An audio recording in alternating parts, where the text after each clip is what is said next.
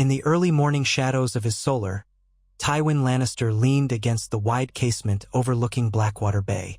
Fog drifted across the dark water, catching faint glimmers of lantern light on the distant docks.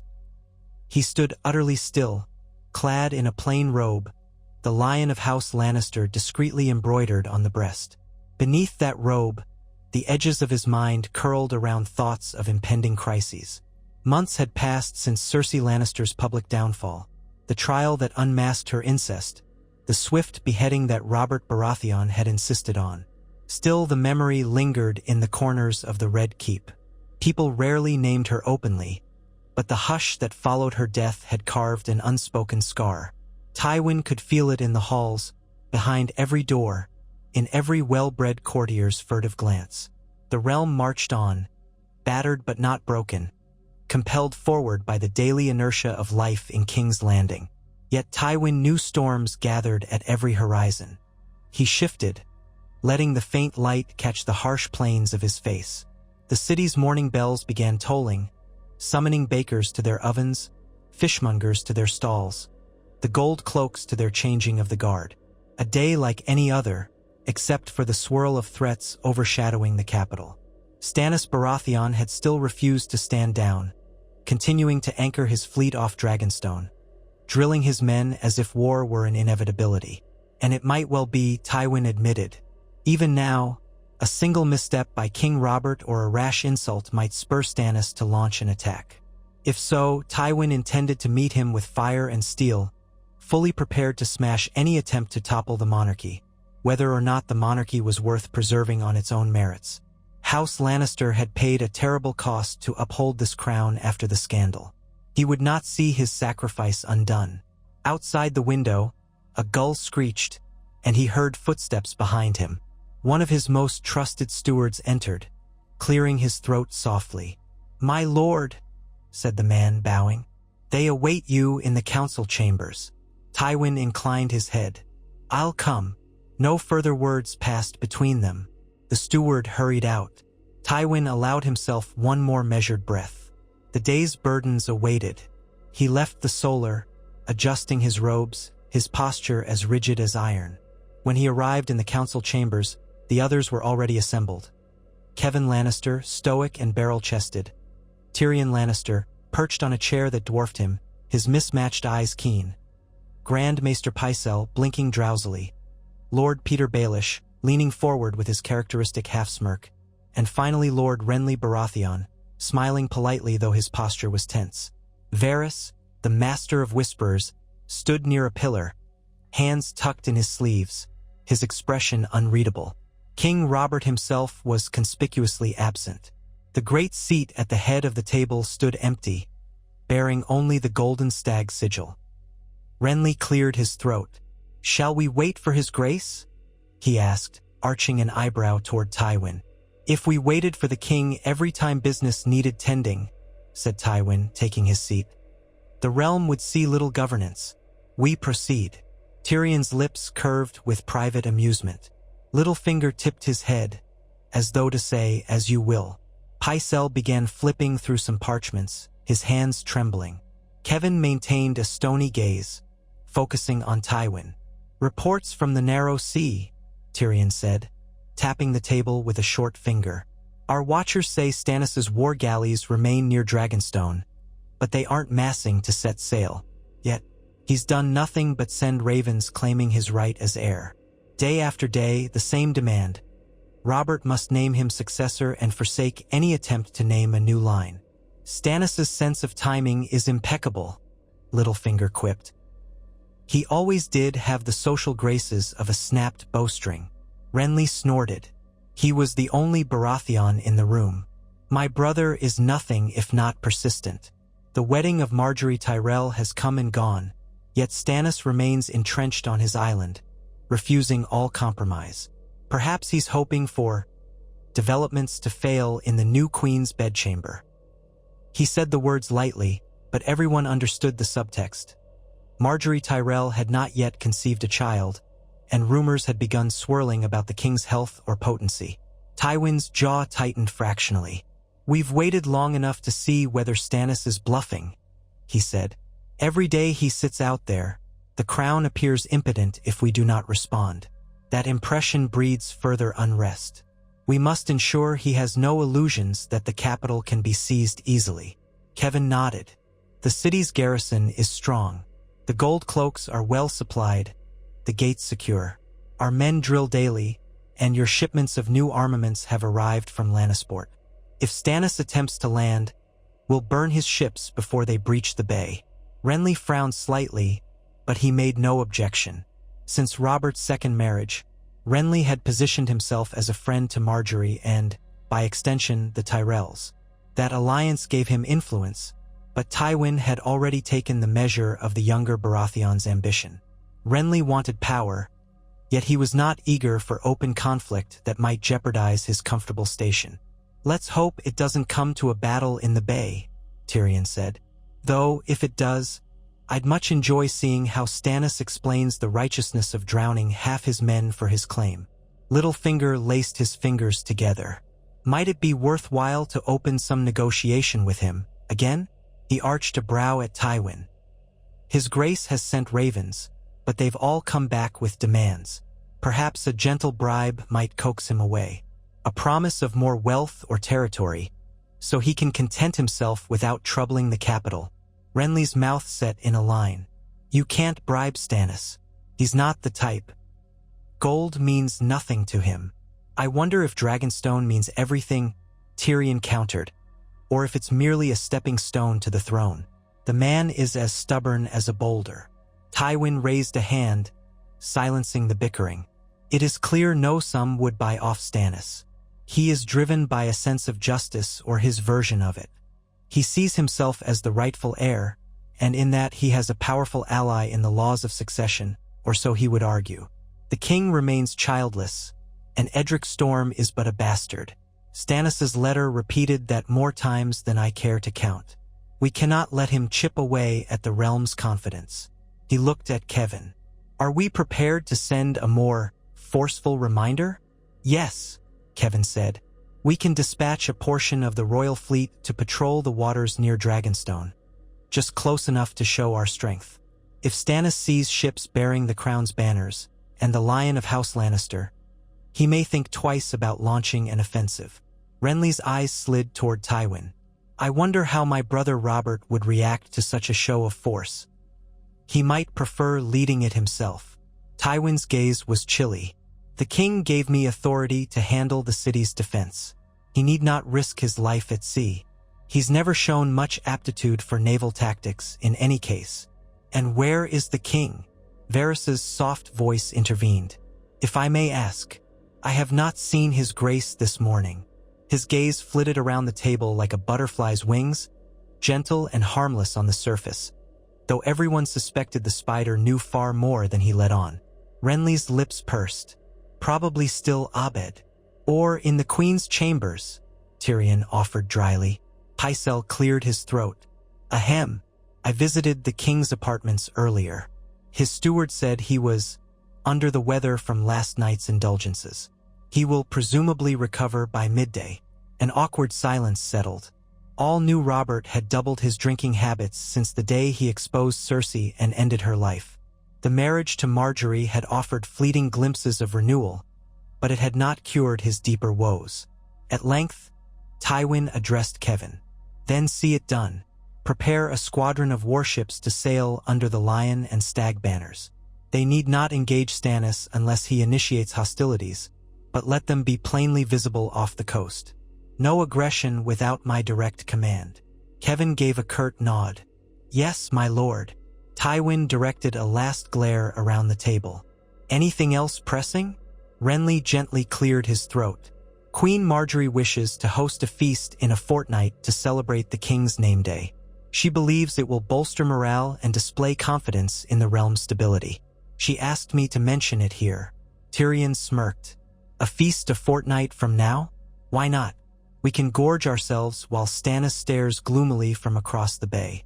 Perhaps we can send him leftovers." Littlefinger laughed softly, though his eyes remained sharp on Tywin's face. Tywin made no outward show of annoyance. "Tell the queen she has my blessing to plan the feast. Let's hope the king remains in a mood to attend. Renly inclined his head, and that concluded the council. Pycelle gathered his parchments, and the lords drifted away. Tyrion lingered, stepping up to Tywin's side. "Father," he murmured. "A word." Tywin gazed at him. "Yes." Tyrion flicked his eyes toward the empty seat where Robert should have been. A hush has settled over the city these past months, but the tension's building. If we do see open conflict, if Stannis or some other rival challenges the throne, I am curious about your plan for the future. Are we truly tying our fortunes to Robert until the end? Or do we pivot if he proves too feeble? Tywin's gaze hardened. "Mind your tongue, Tyrion. The crown is the crown. House Lannister will not break its oath while I draw breath. I would sooner see Robert replaced by a more capable Baratheon, Stannis, or even Renly, than bend the knee to anyone who tries to cast aside the monarchy we built." "You misunderstand me, father," Tyrion said mildly. "I'm not suggesting treason, but consider how the realm might respond if Robert's weakness becomes intolerable. There are some who say the king drinks himself closer to an early grave each day." Tywin glanced toward the window, where the sunlight now glowed more brightly, slicing across the stone floor. "If Robert dies without an heir, we face a succession crisis. Stannis stands first in line by law. Renly might also try his claim. The Tyrells might champion a possible child from Marjorie if she claims to be pregnant in time. Even that bastard Edric Storm might appear. And if a Targaryen emerges from across the sea with dragons, half the realm might be swayed by old loyalties or by fear of flame." He paused. "But that day has not come yet. Until then, we maintain the existing monarchy. If the day comes, we'll do what we must." Tyrion smiled ironically. "Yes, I thought as much. It's always heartening to hear you stand ready to rearrange the realm if it suits House Lannister." Tywin ignored the barb. "Go about your business, Tyrion. Keep your eyes open and your ears sharper still. I have no intention of letting the city be caught by surprise." Tyrion bowed with a flourish that bordered on mockery, then stepped out, whistling under his breath. Tywin watched him leave, his expression unreadable. The dwarf had proven useful in the months since Cersei's downfall, ferreting out rumors in taverns and backstreets, forging quiet pacts with potential allies. Tywin still detested him in certain fatherly ways. Tyrion was a living reminder of Joanna Lannister's death, and of the physical deformities Tywin considered a stain on the family's image, but necessity trumped personal revulsion. Tyrion was cunning, and cunning was in short supply these days. Once alone, Tywin strode through the echoing corridors, heading toward the king's private apartments. The guards outside recognized him and made way. He paused at the oaken door, hearing no noise inside. He rapped once. When no answer came, he turned the latch and entered. Robert Baratheon was sprawled on a high-backed chair, eyes bleary, hair unkempt. The chamber smelled of sour wine. A half-eaten roast pheasant lay on a plate near the hearth. Marjorie Tyrell was absent, presumably in her own rooms or perhaps in the September. Robert barely stirred when Tywin approached, though he did scowl faintly. "Seven hells, Tywin," Robert muttered. "Couldn't you let a man have his morning in peace?" "This morning you missed a council meeting," Tywin said evenly. Robert grunted, scratching his beard. "Bah, I told them I wasn't feeling well." Tywin surveyed the disarray. Empty flagons on the table, rumpled bed covers. "Your Grace," he said, with just the faintest edge of reproof. "The realm needs its king, or at least the appearance of him." Robert squinted up, pressing his palm against his temple. "You think I don't know that? I'm sick of all these troubles. Stannis glowering from Dragonstone, half the lords whining about winter stores, and no child yet. The gods hate me." Tywin resisted the urge to clench his jaw. "If you remain absent from council, rumors multiply. People sense instability. That invites men like Stannis to grow bolder. If you are not up to the role, it may force me to take measures." Robert's eyes narrowed. "Is that a threat?" "It is a reality." Tywin's voice was cool. "You're the king, Robert. Act like it." Robert surged forward, seizing a wine goblet and hurling it across the room.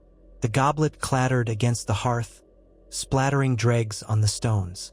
"Don't lecture me," he snapped. "I let you handle the realm's business because you're good at it. That doesn't mean I won't do my duty if the time comes." He lurched to his feet, weaving slightly. "And don't forget who ended that vile little scandal in the first place. I took Cersei's head. I rid the realm of that disgrace. I'll do it again if need be." Tywin met his glare calmly.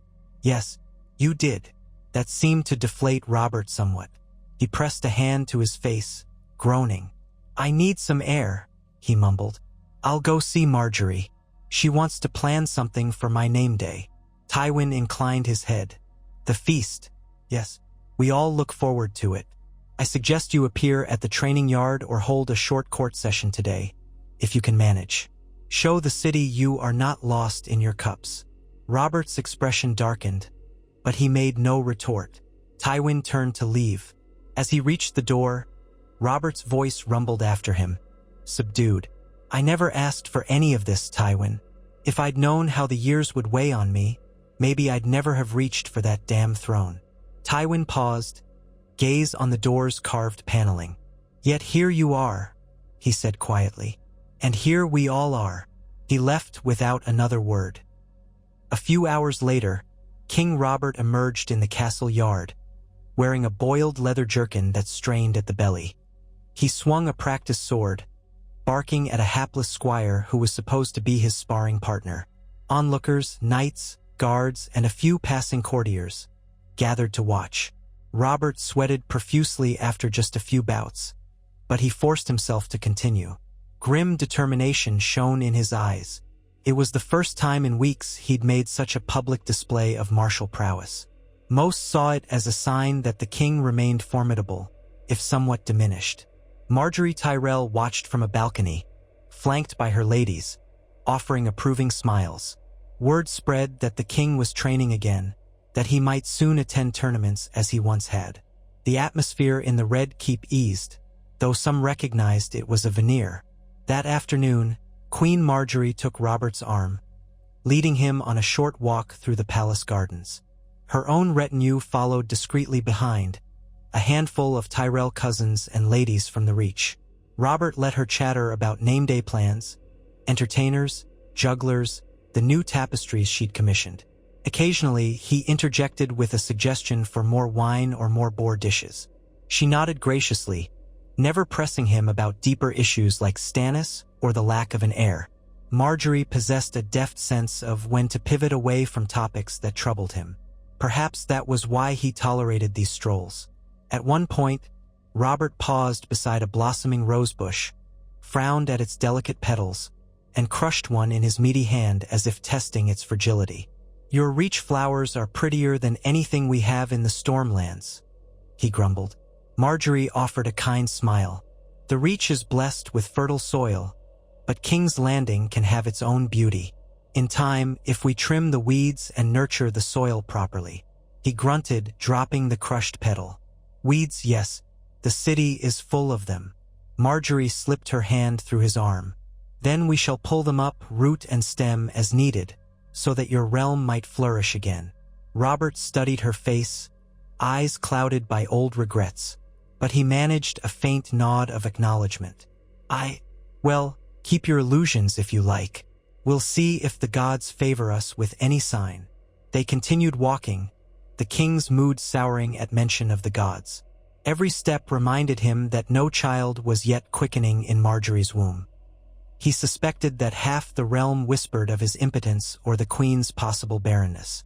The truth might be simpler. He was so often drunk or half lost in bitterness that the marriage bed lacked the vigor of his youth. But he would never say it aloud, nor would Marjorie dare speak such a thing to him. They lived behind polite screens of optimism, even as time wore on. Over the next fortnight, Kevin Lannister oversaw the dispatch of a small squadron of warships under the Crown and Lion banners. They slipped down the Blackwater Rush and out into the bay, heading toward the waters near Dragonstone. The aim was not to attack, but to cruise within sight of Stannis' own fleet. A clear statement.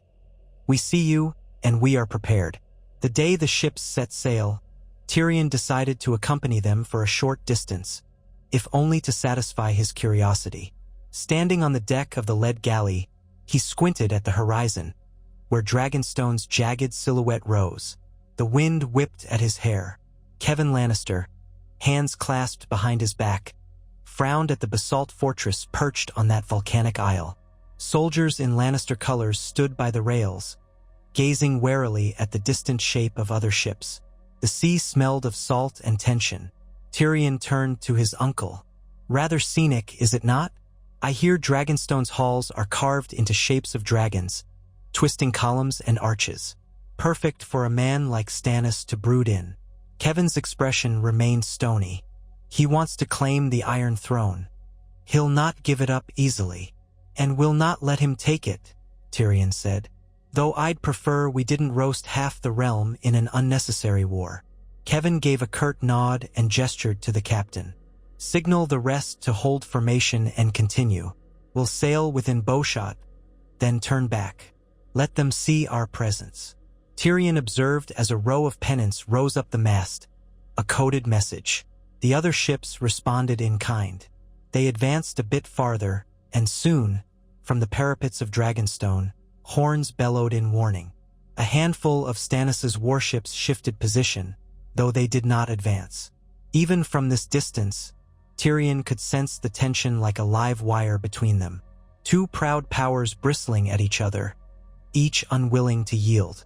They might have parted without bloodshed if not for the swirling complexities of pride and rightful claims. The day ended without conflict. Kevan had the squadron turn back, having made their point. Yet the deeper confrontation only felt closer. Tyrion could almost smell the possibility of war in the salted breeze. In King's Landing, the preparations for Robert's name-day feast rolled forward. Marjorie Tyrell spared no expense, determined to display the monarchy's wealth and cheer. Silks from Myr were purchased to decorate the throne room. Musicians hired from Lys, special casks of Arbor gold and Dornish reds brought in. The small folk, hearing rumors of a grand spectacle, buzzed with anticipation.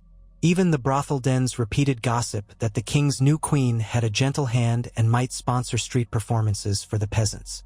As the name day approached, courtiers arrived from across the crownlands, and some from further afield, minor lords from the Reach, the Stormlands, and the Westerlands.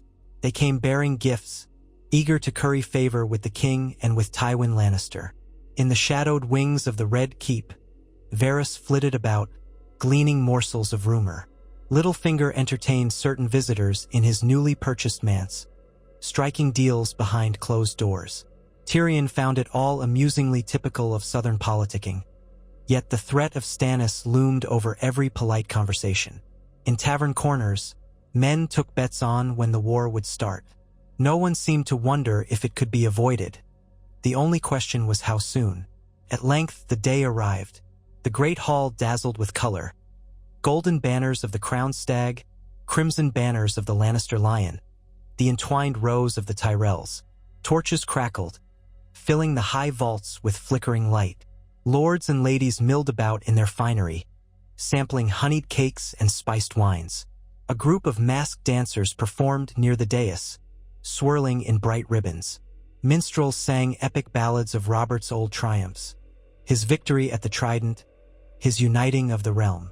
Whether he wanted to hear them or not, the king wore a forced grin, accepting salutations and toasts. Marjorie sat beside him, radiant in a green and gold gown, guiding the conversation. Tywin stood to one side, a quiet sentinel of power. He was dressed in Lannister crimson and wore no jewelry save a single golden chain. He watched the crowds with a hawk's sharpness, noting who approached Robert with genuine loyalty or who hung back warily. Kevan, similarly arrayed, kept near the dais. Tyrion, for his part, mingled with lesser lords, sipping wine and dropping witty remarks. After the initial wave of entertainments, trumpets sounded. The herald called the hall to attention, announcing that the king would receive gifts from those who wished to present them. A hush fell. One by one, lords and knights approached, offering tokens of loyalty. A gilded helm studded with rubies from a wealthy crownlands knight, an ornate tapestry from a Stormlands baron, a rare Myrish crossbow from a traveling merchant. Robert thanked them with forced pleasantries, though he occasionally perked up at a particularly splendid or martial gift. At length, a herald announced the arrival of the new Lord Tarly, Randall Tarly's son, who came bearing a well-crafted sword. Robert grunted approval, though he seemed bored. Next came Lord Redwine's wine casks. That perked the king's interest slightly.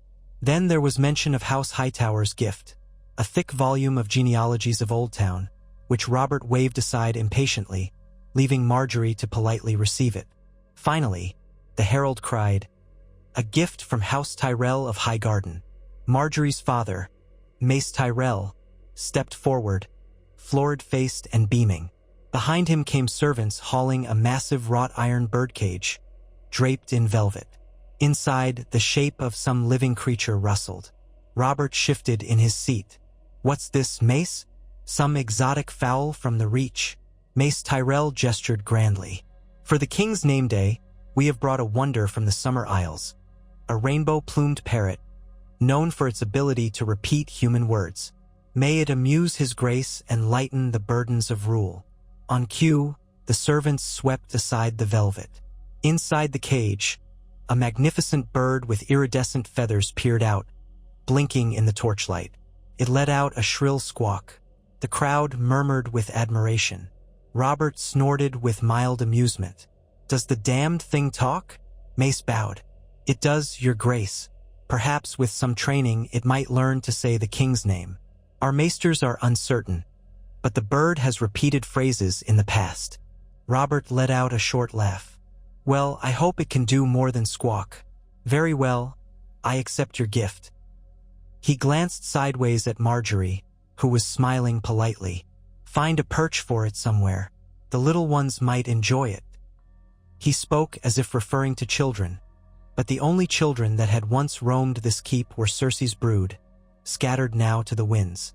A flicker of discomfort passed among the courtiers, but the moment went unremarked. The presentations ended with more toasts, more music. Servants brought forth roasted boars, carved them in front of the dais, and served plates to the king and queen, then to the assembled lords. A tide of conversation swelled around the hall. Tywin eventually found himself approached by Mace Tyrell, who wore a satisfied grin over the success of his spectacle. "My Lord Tywin," Mace said, bowing. "A splendid occasion, is it not? The king seems in high spirits tonight." Tywin inclined his head. "He does. We can only hope those spirits last beyond the feast." Mace chuckled, though the humor didn't quite reach his eyes. "Indeed, I must say my daughter is doing her utmost to fulfill her duties as queen. We trust the king will be blessed soon enough." It was an oblique reference to the child that had yet to appear.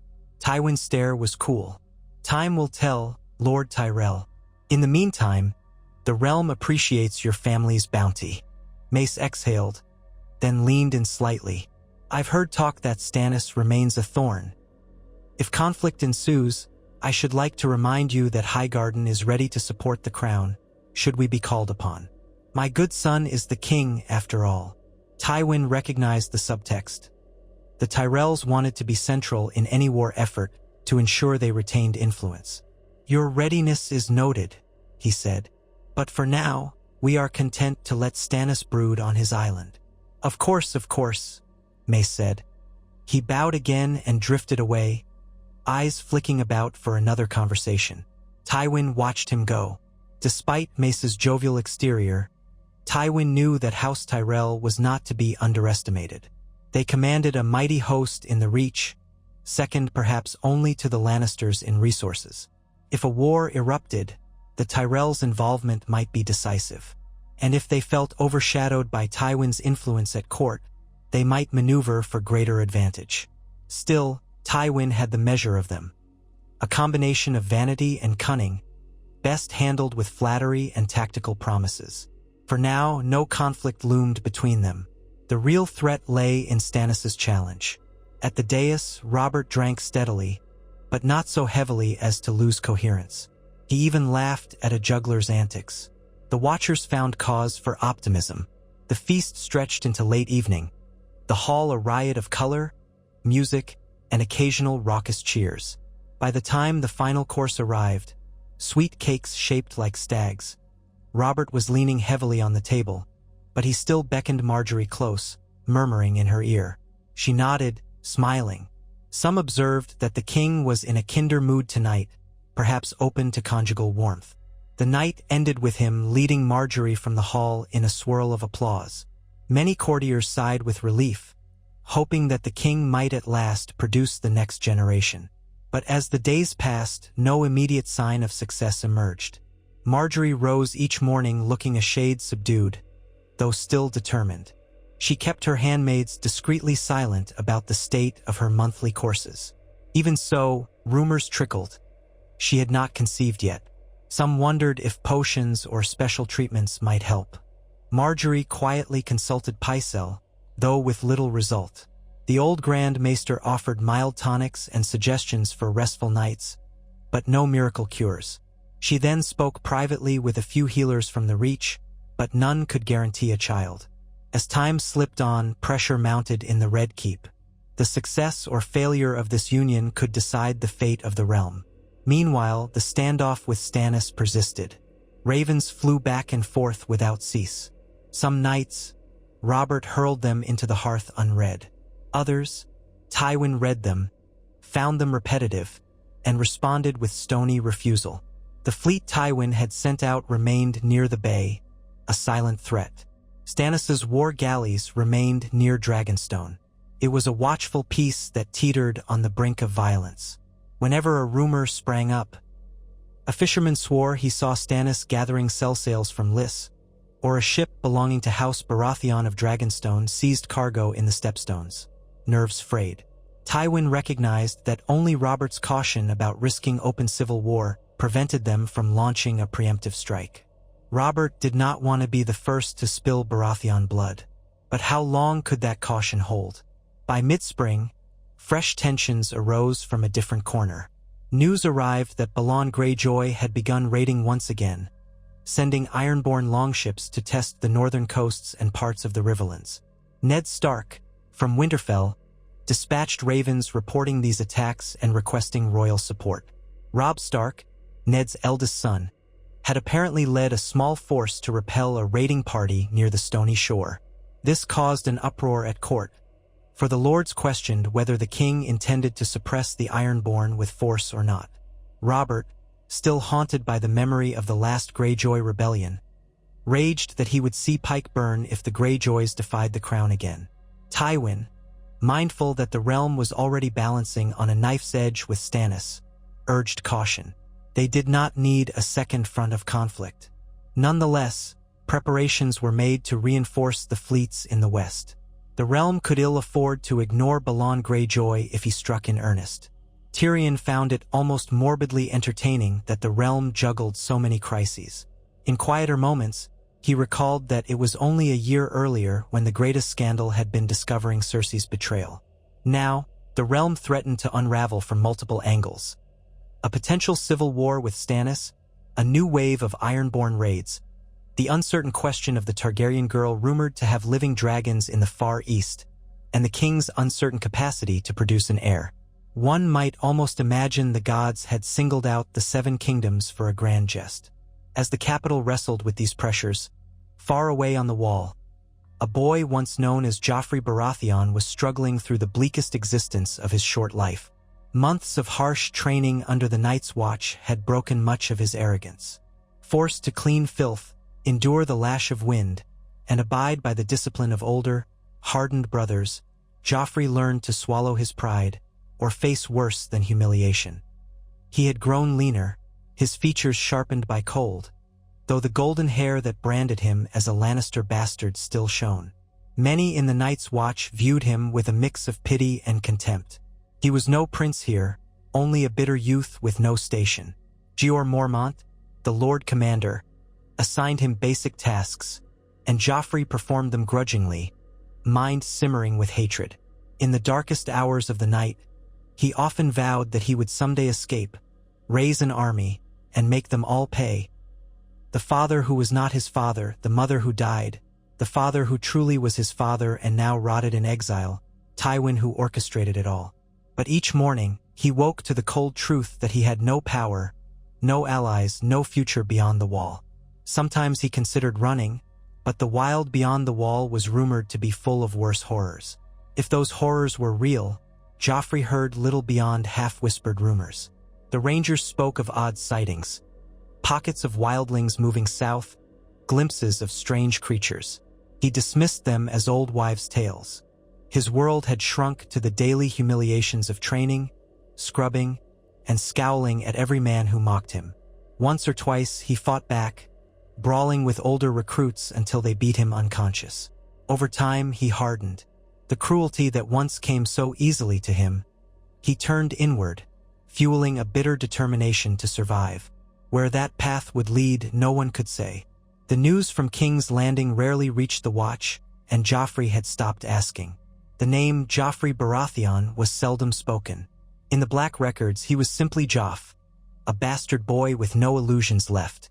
Another figure in exile, though in a different corner of the world, was Jaime Lannister.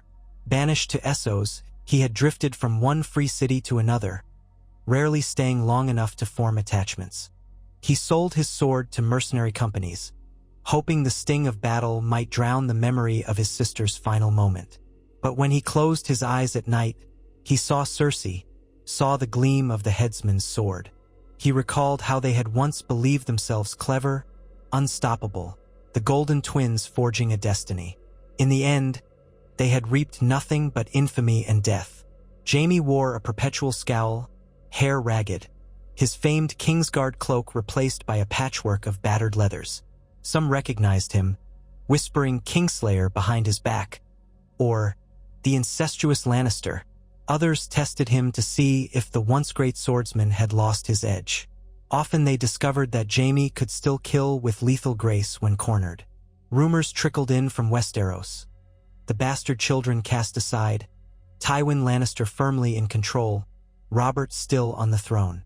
Sometimes Jaime spat in disgust at hearing Tywin's name. Other times he just drank until he forgot. He harbored a faint dream of returning home, challenging his father's betrayal.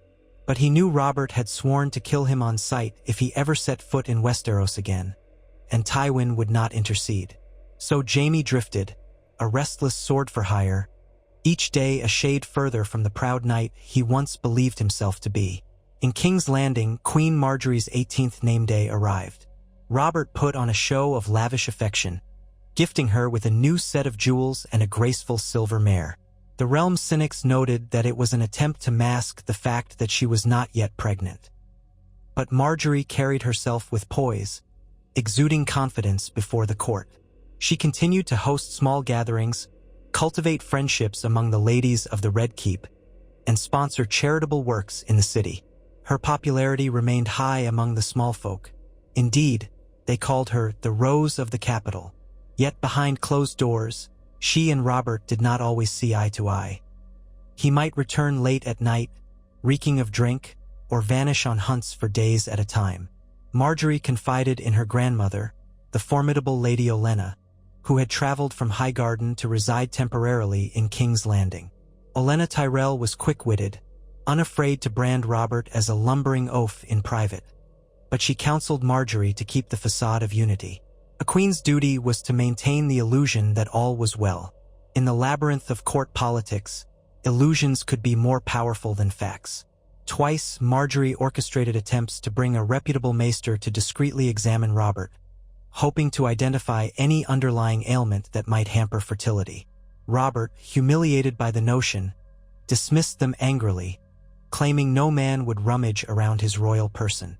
Marjorie tried potions, special diets, and carefully timed couplings, but the months rolled on without success. The frustration weighed on her, and at times she worried that the entire realm would blame her for failing to produce an heir. The memory of Cersei's disgrace formed a cautionary shadow, another queen undone by the throne's demands. Marjorie was no fool. She recognized that her position, and the Tyrell's position, hung on a fragile thread until a child was born. In the midst of this tension, a letter arrived from the Vale. Lysa Arryn wrote that the Vale remained neutral in any conflict that might arise with Dragonstone, but she warned that if the capital demanded the Vale's banners for a campaign, she would keep her young son Robert Arryn well out of harm's way. Tywin read that letter with cold distaste. Lysa was as timid and paranoid as ever, clinging to her child's safety above all else. Yet her neutrality could prove valuable if the realm descended into chaos. Better a Vale that sat out the fight than a Vale that sided with Stannis. Tywin penned a measured reply, reminding Lady Arryn of her obligations but not pressing too hard. He understood that at least half the lords of the Vale might overrule Lysa if they smelled an advantage. Another puzzle piece in an ever-shifting puzzle. A heavier blow landed soon after. Word came that Ned Stark had led a contingent of Northmen to drive back Ironborn raiders from the Rill and Bear Island. He succeeded, but the Ironborn's brazen attacks suggested that Balon Greyjoy might be testing the boundaries once again. Ned Stark's message included a direct appeal to Robert. "Your Grace, the North stands firm in loyalty, but we cannot bear the Ironborn threat alone if it escalates. I beseech you to muster a royal fleet to deter Balon Greyjoy from open war." Robert read it, scowled, and spat that he would handle the Ironborn if they truly rose again. But Tywin, reading between the lines, saw that the realm's resources were already split. They had one fleet near Dragonstone, locked in a stare-down with Stannis. How much more could they spare for a campaign against the Ironborn in the west? At a hastily convened meeting of the small council, Kevin Lannister proposed that they rotate some ships from the Eastern Watch to the west to make a show of strength near Pike. Renly objected that doing so would leave them more vulnerable to a surprise move from Stannis. Varys merely smiled softly, remarking that they needed the king's decision. Robert, for once attending the council, grew irritable, cursing that he couldn't fight two naval wars at once. Tyrion suggested that they call upon the Redwyne fleet from the Reach, but that would require negotiating with the Tyrells, which might mean giving away more influence. So the council bickered, with Tywin quietly presiding. In the end, they decided to hold their eastern squadron in place, while urging the Westerlands, Tywin's domain, to prepare a western squadron as a deterrent to the Ironborn. House Lannister could muster ships from Lannisport if needed. It was not a perfect solution, but it might buy time. During these deliberations, Robert brooded, slumping in his seat, occasionally snapping at counselors. Marjorie was absent. After the meeting, Tywin approached Robert, suggesting that perhaps a demonstration of royal authority was needed in the West. Something akin to Robert himself taking a small retinue to Lannisport, reassuring loyal lords, and letting Balon Greyjoy see the crown's presence. Robert scowled, as if the notion of traveling across the realm exhausted him. "I am not in the mood for parades," Robert muttered. Tywin dipped his head. "The realm needs you to be visible, Your Grace. We can't let the lords think you do nothing while the Ironborn terrorize our coasts." Robert turned on him, temper flaring. "Then what about Stannis, eh? I can't be in two places at once. Should I let the man seize King's Landing while I go gallivanting in the west?" Tywin's gaze was measured. "Street. Stannis will not seize the capital. Our garrison stands ready, and you have me here to hold it if needed. Your presence in the west could settle the matter with the Greyjoys before it becomes a full-blown rebellion. We must not allow the realm to see indecision. Appear strong, and the lords will rally." For a long moment, Robert glowered, eyes bloodshot. Then he exhaled. "I'll consider it." As if the realm's concerns were not enough, new whispers trickled in from across the narrow sea. Daenerys Targaryen, the last confirmed scion of the Targaryen bloodline, had apparently survived childbirth of some monstrous brood of dragons. Rumors claimed the dragons were small but undeniably alive. Few in Westeros credited these tales, but the mere possibility unsettled many. Robert, hearing it, roared that he should have snuffed out every Targaryen long ago. Tywin, ironically, recalled how the Targaryen incest tradition had once seemed the height of degeneracy. Now, House Lannister bore its own stain from Jaime and Cersei's misdeeds. The idea that a Targaryen with dragons might reemerge to reclaim the throne? Tywin found it improbable, yet not impossible. If the realm descended into chaos from internal strife, A foreign invasion might find an open door. Tyrion, curious about these rumors, prodded Varys for details. The spider shrugged delicately. My little birds hear many songs. Some say the Targaryen princess walks the red waste with a ragged Khalasar. Others say she has allies among magisters in the free cities. If the dragons are real, they are still young. It would be years before they pose a real threat. But prophecies have a way of stirring men to foolish devotions. We would do well not to dismiss the possibility. Tyrion found that an unsettling thought. So we have a childless king, an ambitious brother in Stannis, Greyjoy raiders, and now the whiff of dragons. If I weren't so short, I might look for somewhere to hide. Varys tittered. Now, my lord, what better place to be than the center of it all? King's Landing is the heart of the realm. A bleeding heart, perhaps, Tyrion remarked, and the two parted. Time advanced in fits and starts. The capital baked under the summer sun, with no immediate outbreak of war yet swirling in the air like a vulture. Stannis's continued inaction perplexed many. Why not strike if he was truly determined? Some surmised that he was waiting for a moment of true weakness, if the Greyjoy threat escalated and the crown was forced to divert resources, or if Robert died unexpectedly, or if Margaery remained childless for too long. Others whispered that Stannis might be building alliances behind the scenes. Tywin had placed watchers, but they learned little. Mace Tyrell bragged that if Stannis ever marched, the Tyrell armies would crush him. Tywin, more pragmatic, recognized that Stannis was no fool. A single slip and he might attempt a swift decapitation strike on King's Landing. So the watchful quiet endured, a tension that never fully lifted. One bright morning, Margaery visited Tywin in his solar, unannounced. He rose to greet her politely. She curtsied, then looked at him with earnest eyes. Even in her simpler day dress, she radiated a carefully cultivated elegance. "My Lord Tywin," she said softly. "Forgive me if I intrude, but I wish to speak to you privately." Tywin gestured for her to sit. "You are always welcome, Your Grace." He noted the faint anxiety in her posture as she took the chair opposite his desk. She folded her hands in her lap. "I am concerned about the king's well-being. He grows more restless by the day, torn between the threat of Stannis and these new troubles with the Ironborn. He drinks to excess more nights than not. I do what I can, but—" She looked down, biting her lip. Tywin inclined his head. "The king has borne heavy burdens. If there's a way I can assist, you have but to speak." A flicker of gratitude crossed her face. "Thank you. I know you have the realm's stability at heart, and so do I. If Robert's restlessness persists, I fear he may do something rash, like storming off to face Balon Greyjoy or even deciding to confront Stannis himself. I worry about his safety and the realm's balance." Tywin steepled his fingers. "He does speak of traveling west to Lannisport to rally forces against the Ironborn. Part of me thinks it may do him good to assert his authority. Yet you are correct that it carries risk." She nodded quickly. "Yes, if he leaves King's Landing and Stannis seizes the chance, we might face a two-front conflict. And I must confess, there is another matter." Her voice turned quieter. "I have done all I can to conceive an heir, but if the king places himself in peril, and if something happens to him—" Tywin finished the thought with brutal clarity.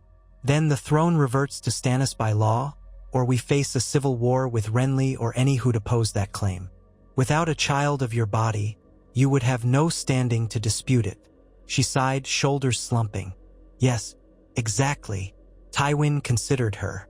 He saw a young woman forced into a precarious situation, sharper than she often let others see. "The best outcome is that the king remains safe and that you conceive in due time. But we cannot rely on fortune alone. Does Robert listen to you enough that you might dissuade him from leaving the capital, at least until conditions are more favorable?" Margaery pressed her lips together. "He can be persuaded in gentle ways, but if he feels I am controlling him, he'll resent it. Perhaps if you or Lord Kevin also advise caution, or if a compelling reason keeps him here. Some immediate matter that demands his presence." Tywin raised a brow. "Indeed, Perhaps an extended progress around the Crownlands, hosting local lords, might satisfy his need to display authority without carrying him too far from the seat of power. He might feel it's a show of kingly virtue, ensuring his direct oversight of the region. Meanwhile, we can coordinate with the Westerlands to deter the Ironborn. And Stannis sees no opening. Marjorie allowed a small smile. That might work. If we present it as the king's own idea, so much the better. I appreciate your counsel, my lord. Tywin gave a shallow nod. I serve the realm, and House Lannister. Stabilizing the throne benefits us all. Should you require further assistance, do not hesitate. She stood, smoothing her skirts. Thank you. I shall speak with Robert gently, see if he might prefer a local progress. If you and Lord Kevin show approval, he may accept. She paused, as though weighing whether to say more. Then, in a quieter tone, she added, You've sacrificed much to preserve the throne after your daughter's transgression. I don't pretend ignorance of that, but do know that I wish for peaceful prosperity as much as any. If we succeed, it need not be on the back of bloodshed or scandal. Tywin's mouth tightened almost imperceptibly at the mention of Cersei. Your Grace is kind to say so. Let us hope our final chapters are less tumultuous than those past. She dipped her head in farewell and glided out. Tywin exhaled slowly, momentarily assaulted by a memory of Cersei's sneering face. He steeled himself once more, returning to the ledgers on his desk. That evening, Marjorie joined Robert at their supper table in the royal apartments, presenting the idea of a local progress. She suggested it in a light-hearted tone. My king, why not show your grandeur to the Crownland lords who rarely glimpse your majesty? A short circuit, just a few weeks, to reassure them you stand guard against the threats lurking beyond the bay. Robert, poking at his roast duck, scowled. What about the Ironborn? They're harassing the western shores. Marjorie poured him a goblet of fresh cider. Yes, but Tywin's men can sail from Lannisport if necessary. And if Stannis sees you ride off far away, might he not seize the moment? Better to remain nearer King's Landing but still demonstrate your presence in the region. Robert mulled it over, sipping the cider. I'm tired of these walls. A short ride might do me good. His eyes flicked up. Suppose I do it. Will you come with me? She smiled, though inwardly she thought that might hamper her discreet attempts at more fertility treatments. If it please you, I'd be honored. We could show the realm a united front. He gave a grunt that might have been approval. All right, that's settled then. We'll ride out in a fortnight, see these lords face to face. The gods know they might like a chance to feast me in their own halls. Marjorie touched his hand. They certainly would. Robert's gaze lingered on her. You're too good for me, you know. I never was any sort of proper husband. The realm must think me a boor. She forced a reassuring look. The realm thinks you're a warrior, a king forged in battle. That's all they need to know. She kept her tone gentle, mindful of his pride. We shall show them that the Storm Lords, the Crownlands, all stand united behind you. And should the Ironborn grow bolder, or Stannis attempt anything foolish, the city will be well defended. His expression shifted from gloomy introspection to a flicker of genuine gratitude. Yes, that's the spirit. He drained the rest of the cider and reached for her. She let him pull her closer, though she could smell the sour tang of drink on his breath. That night, Robert's attempts at intimacy were clumsy, but Marjorie endured them with practiced patience, still hoping that one night might produce a child. Word quickly spread that the king would embark on a short royal progress in the Crownlands. Tywin, on hearing the plan, gave it his approval. He arranged for Kevin to coordinate security. Varys ensured that messages were sent to local lords, so they could prepare suitable welcomes. The route would encompass Rosby, Stokeworth, Duskendale, and a few smaller towns. By not straying too far, Robert could still return swiftly if any crisis struck. Meanwhile, the presence of royal cavalry would reassure the common folk. Tyrion teased that Robert simply wanted an excuse to eat everyone else's food, but Tywin found no humor in it. If this progress kept Robert from doing anything rash, like sailing to war with the Ironborn or confronting Stannis, Then it served its purpose. The morning they departed, the Red Keep's courtyard filled with knights in shining armor, pack mules, and wheelhouses for the queen and her ladies.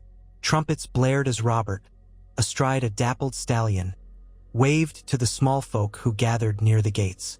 Marjorie sat in a decorated litter behind him, though she occasionally rode a palfrey to show her skill. Tywin watched from a balcony. Renly stood near him, arms folded, wearing a faint smile. "You've done well to steer him onto a safer path," Renly observed quietly. "But do you truly believe Stannis or Balon Greyjoy will wait forever?" Tywin's gaze never left the procession. "No, but let them move first. If they do, we'll crush them with the combined might of the Crown, House Lannister, and House Tyrell." Renly's face was unreadable. "Perhaps. War is a messy thing. But for my brother's sake, I pray it doesn't come to that." The procession moved out through the gates, accompanied by cheers. Tywin turned away. The capital seemed calmer for the moment, but he knew calm was fleeting. He had Kevan remain behind to oversee the city's defenses, while Tywin himself stayed in the Red Keep, the de facto regent in the king's absence. Tyrion, freed from overshadowing paternal scrutiny, roamed the city's taverns and brothels more than usual, gleaning rumors. Littlefinger stoked his network of informants, and Varys listened at every door. Behind the facade of normalcy, all were braced for a spark that might set the realm alight. Over 2 weeks, Robert's traveling court meandered through the Crownlands. At Rosby, the local lord greeted him with a minor feast, wine flowing, boars roasted. Robert attempted a boisterous mood but found it draining. Marjorie took the lead in social pleasantries. At Stokeworth, the atmosphere was similar, though the castle was smaller and the lord's courtesy more fawning. Robert played his role, listening to pleas about bandits on the roads, confirming local rights. Marjorie privately noted that he became quickly bored with routine governance. She stepped in often, receiving petitions, dispensing measured reassurances. When they reached Duskendale, the largest of the stops, Robert put on a grand show of entering the town with his knights behind him. Crowds lined the streets, some chanting his name, others curious about the queen. Marjorie insisted on distributing bread and coin to the poorest. Robert sighed but allowed it, seeing how it boosted their popularity. That night, a lavish feast took place in Duskendale's keep. Despite the outward success, Robert grew more restless. He drank more heavily again, missing the chaos of a real fight. Half his talk involved cursing the Ironborn or mocking Stannis' cowardice. Marjorie stayed close, defusing potential outbursts. On the 4th day in Duskendale, a messenger arrived in haste from King's Landing. A raven had come from Lannisport, reporting an Ironborn attack on small coastal villages in the Westerlands. The scale was minor, but it confirmed the Ironborn's growing boldness. Robert's reaction was immediate fury. He declared he would ride west at once, gather men, and crush Balon Greyjoy personally. Marjorie pleaded for caution, reminding him that the plan was to remain near the capital. The local lords tried to appease him, urging him to weigh the distance. In the end, Robert, half drunk, roared that he would not sit idle while the Ironborn harried his realm. Only a direct message from Tywin Lannister, swiftly responding to the same news, managed to calm him. Tywin assured the king that Lannisport forces were already mobilizing to counter the raid, that the matter was well in hand. Robert fumed, glowering at the letter, but Marjorie coaxed him to see reason, pointing out that a king has many hands and does not personally need to quash every raid.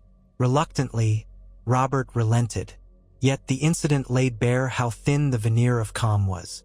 Marjorie, anxious, realized that if she could not anchor Robert's moods, he might ignite a war that would tear the kingdom apart.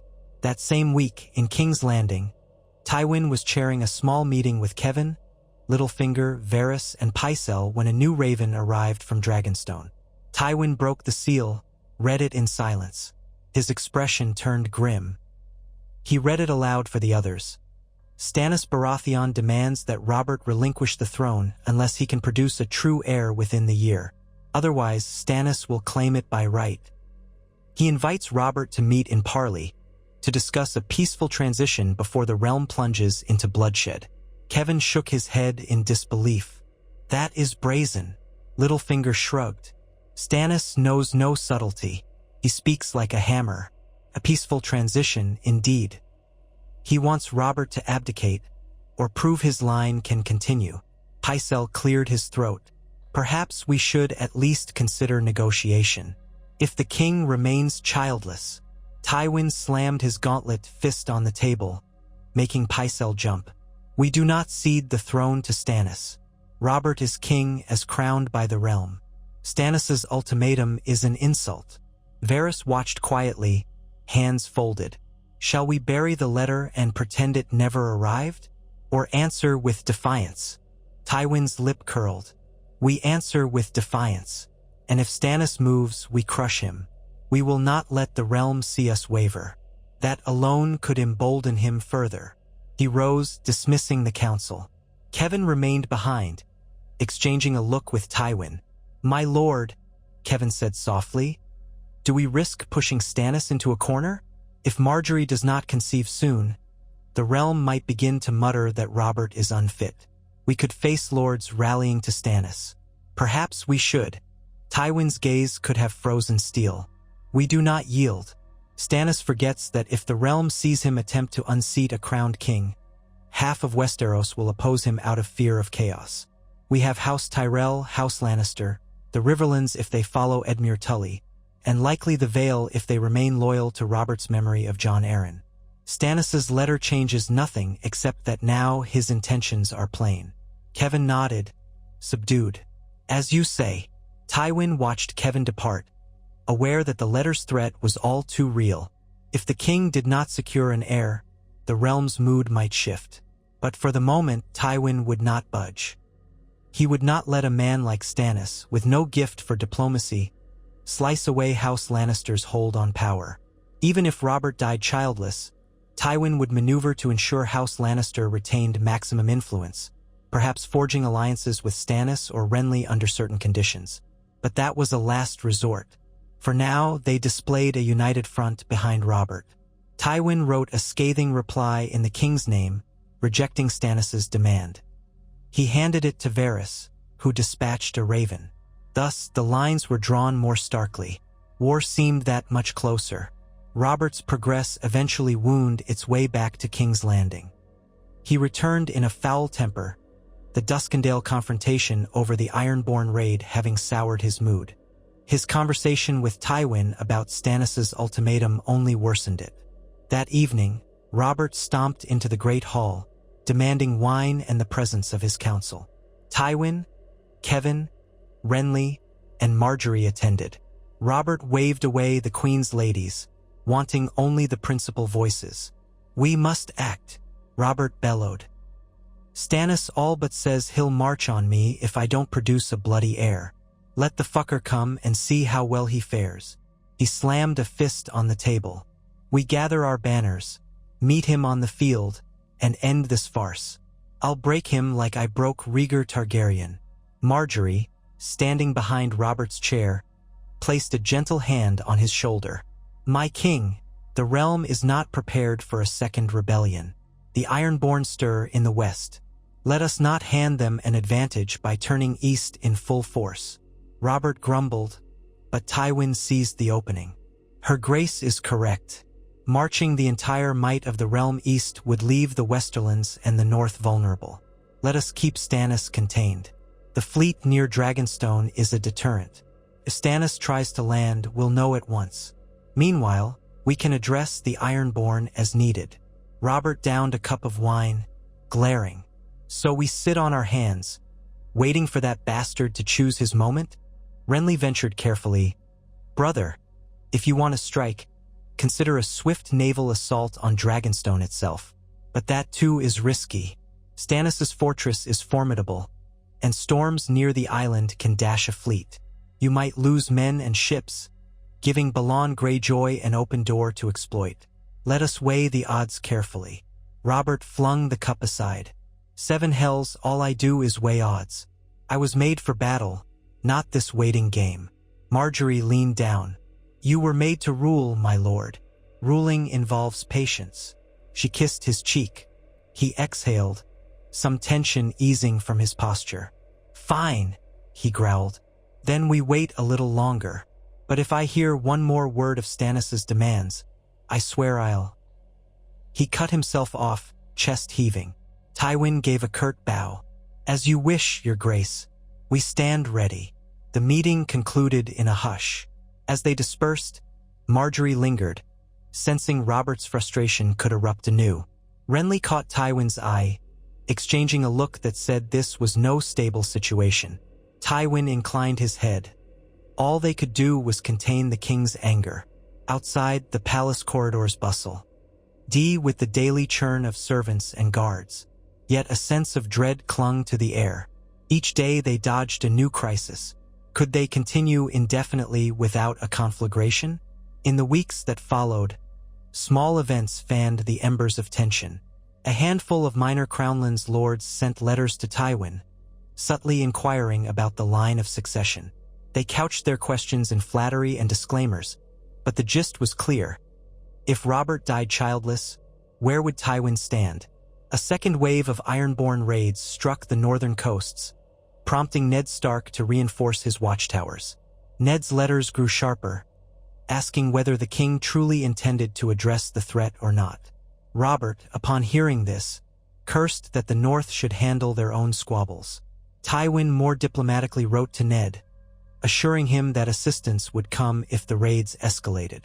Marjorie increased her charitable efforts in King's Landing, distributing bread and provisions to the poor. The small folk adored her, calling her the best queen they'd had in years. This served to overshadow the memory of Cersei's scandal, but also put pressure on Robert, who found it difficult to match her saintly image. Rumors flew that Renly was forging deeper ties with the Tyrells. Some said he was half in love with Marjorie's brother, Loras, though no one dared say so openly in King's Landing. Others insisted Renly aimed to challenge Stannis for the seat of heir if Robert died, believing he had the Tyrells' backing. Tywin watched these rumors with cold calculation, knowing that if a civil war erupted, multiple claimants might appear. Tyrion, sniffing about in taverns, heard talk that sellswords from Essos might soon arrive in Westeros, seeking employment with either Stannis or the Ironborn. He relayed this to Tywin, who ordered quiet watchers posted at the docks, prepared to intercept suspicious arrivals. All the while, Robert sank deeper into gloom. Marjorie's attempts to conceive continued fruitlessly. The maester said there was no impediment on her part, fueling suspicions that Robert's seed might have lost its potency. This only enraged him further when whispered in the corridors. At night, some said they heard him smashing furniture in his chambers, cursing the gods for giving him a worthless manhood. Marjorie endured these outbursts, presenting a serene face to the court. Lady Olenna remained in the Red Keep, privately urging her granddaughter to secure alliances in case the worst befell the monarchy. Finally, a letter arrived from Balon Greyjoy himself, delivered by a reeking Ironborn messenger who claimed safe passage under a truce banner. The letter demanded that the crown recognize the independence of the Iron Islands, granting them free rein to raid as they pleased, or else Balon would burn the western coasts. Tywin read this in the King's Solar with Robert present. Robert's face turned purple with fury. That old squid wants me to let him plunder my lords? Never, he spat. Tywin's expression was ice. We must respond decisively. Summon a portion of the royal fleet from the east. Let them sail west to join Lannisport's ships and meet the Ironborn at sea. A show of force might quell this nonsense. Robert slammed a fist on the table. But that leaves Stannis free to. Stannis remains pinned, Tywin said. His fortress is strong, but he lacks the muster to assault us if we leave enough men behind. We can divide the fleet.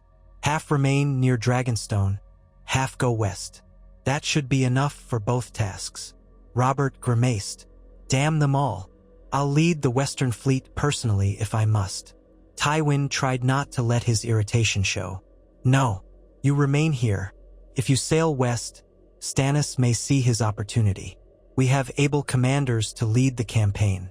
Your presence is more valuable in the capital. Robert looked ready to argue, but Marjorie, standing quietly to the side, touched his shoulder. "My lord, the realm needs you at its head. Let your bannermen do their duty.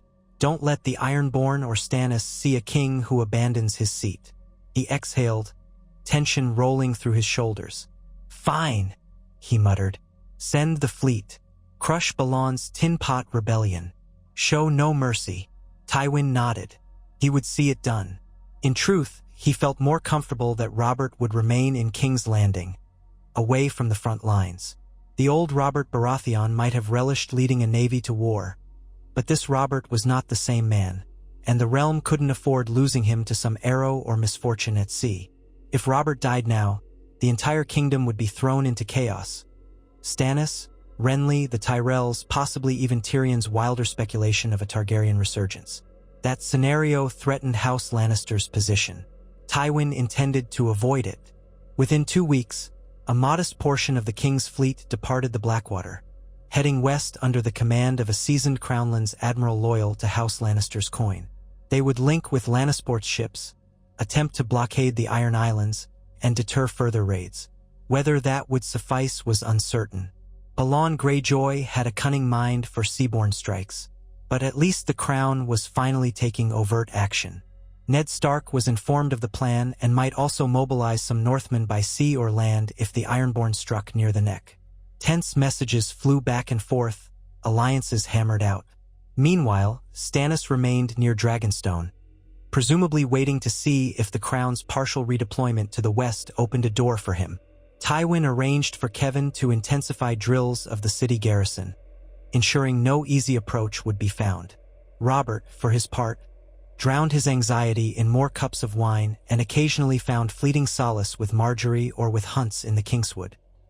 The Queen attended him as best she could, but the hunts often turned into near brawls with boars or stags that left Robert winded. Once, he returned with a gashed forearm that needed stitches. Marjorie pleaded that he be more careful. He shouted that he would not cower like a cripple. The cycle of rage and regret spun on. Tywin observed from the sidelines, coiled in silent disapproval. The conflict with the Ironborn soon flared. Reports came of a skirmish near Fair Isle, where the Crown Lannisport fleet drove off a band of raiders. Another letter said the Ironborn retaliated by seizing a merchant ship off case. Such back-and-forth raids peppered the coast, fueling anger but stopping short of a massive incursion. Balon's demand for independence remained unaddressed, except by steel. The realm edged closer to a second Greyjoy rebellion, though this time the Crown was more cautious. Meanwhile, on Dragonstone, Stannis used the opportunity to strengthen his hold on the narrow sea, perhaps hoping to catch the capital off guard. So far, he did not attempt a landing, but watchers kept vigil nightly. One early morning, Tyrion came to Tywin's Solar with a piece of intelligence gleaned from one of Littlefinger's unwitting associates.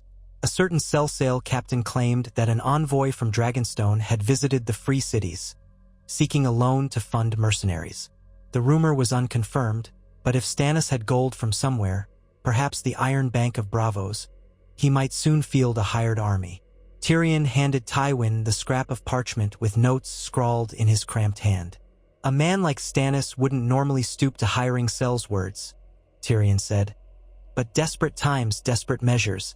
If he aims to gather a force large enough to challenge the Crown, he'll need more than a few Stormland houses.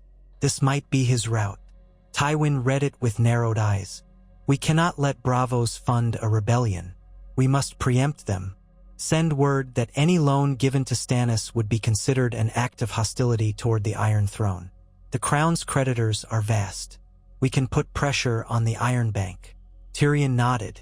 "Yes, though the Iron Bank has a reputation for collecting its debts regardless of political entanglements. A threat might not suffice, but we can try incentives. Perhaps we repay some portion of the Crown's debts early, courtesy of House Lannister's gold, reminding Bravos that we're the surer bet." Tywin considered that. The Crown was deep in debt from Robert's lavish spending, a situation complicated by the expense of recent defenses. Yet House Lannister still had funds. If paying down part of the debt kept Bravos from bankrolling Stannis, it might be money well spent. "Do it," Tywin said curtly.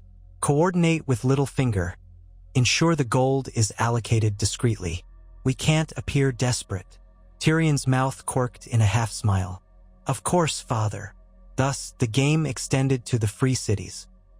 Tywin's agents quietly assured the Iron Bank that the crown would remain a lucrative partner if Stannis was denied. It was a gamble. Banks cared little for thrones except where profit was concerned. Still, Tywin's gold was a potent lure. If successful, Stannis might find his attempts to hire mercenaries stifled. That could prevent or delay a major confrontation. The realm's noose tightened, tension thrumming beneath every step. Summer in King's Landing turned oppressively hot. The city reeked of unwashed bodies and rotting refuse. The Red Keep, perched high, escaped the worst of it, but the stench wafted up on certain windless days. Disease began circulating among the poor, though Marjorie Tyrell's charitable kitchens did what they could to ease suffering. During this stifling season, King Robert took to spending his afternoons dozing in a cool corner of the castle, rising at dusk to indulge in feasting or hunts. Marjorie, increasingly anxious, tried to keep him hydrated and comfortable, but he swatted away many suggestions. Tywin brooded in his solar, dealing with an endless stream of ravens about the Ironborn, Stannis, and the crown's finances. Kevin oversaw the training of more foot soldiers in the courtyard, sometimes drilling them well past sundown to avoid the worst heat. One evening, with the sun setting in a blaze of orange over Blackwater Bay, Tywin stood on a balcony, scanning the horizon. His mind drifted to the memory of Cersei, her final day, the hush of the crowd, the single blow that ended her. It had stabilized the realm at the time, but now it felt as though that brutal solution had only postponed the next crisis. Had he been right to push for such swift and public justice? He believed so. He always believed in controlling events before they controlled him. Still, the realm was no more peaceful. Perhaps that was the way of kings and kingdoms, a cycle of storms that never truly ceased. He heard footsteps. Turning, he saw Marjorie approaching, wearing a thin gown to combat the heat. Her face had a sheen of perspiration, but she maintained her composure. "My Lord Tywin," she greeted, stepping onto the balcony. "The king is resting, so I thought I might consult you about an idea." He motioned for her to speak. "There's talk of holding a great tournament in King's Landing to rally morale and draw knights from across the realm. Some believe it could foster unity and distract from the gloom. Would that be wise or too risky?" Tywin weighed the notion. A grand tourney cost a fortune, yet it could draw lords from near and far, offering a stage to show the monarchy's strength. But if tensions were so high, might a tournament set the stage for conspiracies or violence? He answered slowly. A well-run tourney could indeed focus the lord's energies on sport rather than rebellion. But the cost is enormous, and we risk having Stannis or the Ironborn interpret it as frivolity or a sign of overconfidence. Marjorie inclined her head. "Yes, but it might also demonstrate that the crown is unafraid. If knights from the Stormlands, the Reach, the Riverlands, and the Westerlands all come, it shows a united front. Robert used to love tournaments. Perhaps rekindling that spark might draw him from his torpor." Tywin stared into the distance. Once, Robert had indeed been the champion of tourneys, though that was long before the monarchy's burdens weighed on him. "It may be worth discussing at council," he said at last, "but I will not allow it if the treasury cannot support it. We are already paying for 2 partial fleets and heightened readiness." "Of course," Marjorie said. "I will consult with Master Littlefinger about the costs. If we can secure sponsors, perhaps from Highgarden, from the Westerlands." Tywin nodded. "Then bring it to the council." She smiled. "Thank you." She hesitated, glancing over the balustrade at the shimmering bay. "Sometimes I wish I could ride away from all this. But that is not my duty." Tywin's voice was flat. "None of us can flee the tasks we've accepted. Duty is all that stands between order and ruin." Marjorie looked at him. "Yes, well, good evening, my lord." She departed, leaving Tywin alone with the hush of twilight. He closed his eyes, listening to the distant gulls. Perhaps a tournament would quell discontent, or perhaps it would only fling a spark into dry tinder. One never knew until the dice were cast. When the idea was raised at the next small council, Robert surprised them by actually endorsing it. "A tournament?" he said, brightening slightly. I'd like to see a real fight again. Let these lords come and show me what they're made of. We'll see if Stannis dares to show his face." Of course, no one expected Stannis to attend, but they recognized that the king's mood was improved by the prospect. Littlefinger, scanning the financial ledgers, noted that it would be expensive. Marjorie offered that the Tyrells would contribute handsomely. Robert nodded. Tywin grudgingly agreed, though he insisted on capping certain costs. The date was set for 6 weeks hence, giving knights and lords time to travel. A flurry of ravens flew, announcing the king's grand tourney in King's Landing, featuring justs and melees with lavish prizes. The city erupted in excitement. Tavern keepers, merchants, and whores welcomed the news of coin to be spent. It was a gamble in uncertain times, but sometimes gambles pay dividends. As the weeks rolled on, the capital bustled with preparations. New pavilions were set up outside the city for visiting knights. Marjorie oversaw special stands to seat the king and queen, along with the high lords. Tywin ensured that security was tight, stationing loyal men at every gate. He had no illusions that Stannis or the Ironborn might take advantage of the distraction, so he kept Kevin on high alert. Knights began trickling in, some from the Westerlands, brandishing the golden lion on red fields. A sizable contingent from the Reach, including the famous Loras Tyrell. Men from the Riverlands bearing trout banners. Stormland knights pledging to Robert. Even a few from Dorne ventured north. Each day the city gates saw more arrivals, the inns overflowing. Street performers lined the ways, coin exchanging hands in raucous crowds. Marjorie took pains to present the monarchy as gracious hosts, riding out with Robert to greet certain highborn guests. Robert displayed flashes of his old robust spirit, though he still raged about war in private. The stage was set for a grand spectacle. One question lingered. Would the North send any notable knights? Eddard Stark was no lover of tourneys, and it was rumored that he was fully occupied defending against Ironborn raids. A small group of lesser northern lords arrived, but no sign of Ned Stark or his elder children. That was no surprise, though it disappointed some who wished for a show of northern unity. Still, the turnout was large enough that no one minded too much. Days before the opening ceremony, the fields outside the city were a riot of tents and heraldry. Lords and knights practiced tilts, tested their lances, drank mead around campfires. Robert visited the encampment to see the justers, reminiscing about his youth. Marjorie accompanied him, receiving respectful bows. The entire realm seemed to hold its breath, waiting for the games to begin. Tyrion strolled among the tents with a half-smile, enjoying the swirl of activity. He passed the Tyrell pavilion, glimpsing Loras Tyrell adjusting his armor while a squire hovered. He saw a cluster of Westerland's knights boasting about their skill. Not far off, a group of hedge knights played dice. Tyrion wondered how many of these men had quiet loyalties to Stannis or others.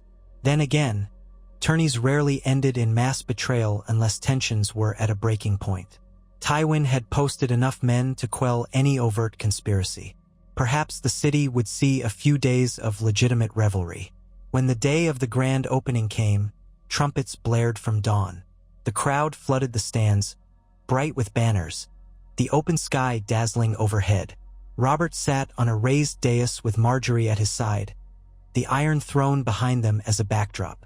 Tywin stood close by, along with Kevin, Renly, and a retinue of high lords. The lists stretched before them, a sandy jousting lane flanked by wooden barriers. Stewards hustled about, ensuring all was ready. The herald announced the commencement of the king's grand tourney, praising Robert's name with a flourish. Robert raised his hand, the crowd roaring. Then the justs began. Knight after knight galloped forth, lances shattering on shields, horses snorting, cheers and groans echoing. It was a spectacle the capital had not seen in years. For a brief moment, watchers forgot the threats beyond the walls, lost in the pageantry of shining armor and clashing steel. Marjorie clapped enthusiastically, leaning close to Robert. He forced a grin that, for once, looked almost genuine. Loras Tyrell was among the champions, unseating opponent after opponent with elegant skill. The crowds loved him, calling him the Knight of Flowers. Another rising star was a Westerland's knight named Adam Marbrand, who performed admirably. By midday, lesser lords had been eliminated, and only a handful of notables remained. Robert called for more wine, obviously enthralled. Tywin let himself hope this event might pass without incident. Then, in the second day of the tourney, as the melee began, a free-for-all of heavily armed fighters, things went awry. The press of men on foot hammered each other with swords and axes, fighting to last man standing. Among them were some less scrupulous knights. A scuffle broke out near the edge of the field that turned vicious.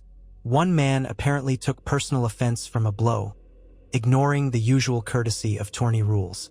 He hacked at another knight's helmet even after the man was down. Blood spurted. The crowd gasped. Stewards rushed in to separate them, but more scuffles ignited.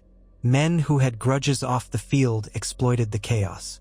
In a swirl of steel, the melee devolved into half a riot. Robert lurched forward, shouting for them to respect the rules, pounding a fist on the dais. The gold cloaks tried to intervene, but the surging mass made it difficult. Tywin barked orders to his men, while Kevin and others hurried to restore order. For a few tense minutes, the stands watched in horror as steel clashed beyond the usual boundaries of sport. Finally, after more gold cloaks joined, they subdued the brawlers. Several men lay dead or gravely wounded. The crowd's mood took on a grim note. The king looked livid. By the time the melee ended, a sour hush settled. Robert publicly stripped a few knights of their ranks for violating tourney law. Tywin stood by, seething that such chaos might overshadow the monarchy's attempt at unity. Marjorie tried to salvage the atmosphere with a graceful speech about knightly virtues, awarding small tokens to those who had fought honorably. Some measure of cheer returned.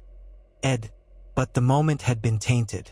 Whispers spread that old vendettas lurked in these friendly competitions, that the realm's fractious nature could not be hidden by pageantry. Nevertheless, the tourney concluded on the following day with a final joust between Loras Tyrell and Adam Marbrand. Loras triumphed narrowly, unhorsing Marbrand in a spectacular tilt. The king and queen bestowed the victor's laurel upon Loras, who knelt, dedicating his victory to the glory of King Robert. The crowd cheered, though some saw Robert's expression as forced, overshadowed by the earlier violence. Marjorie placed a wreath of roses around Loras's neck. Then the horns blew in final salute, and the stands began to empty. The king's grand tourney ended with more tension than relief, having both entertained and unnerved the city. The fists of conflict still clenched in the background. In the aftermath, knights and lords departed in droves.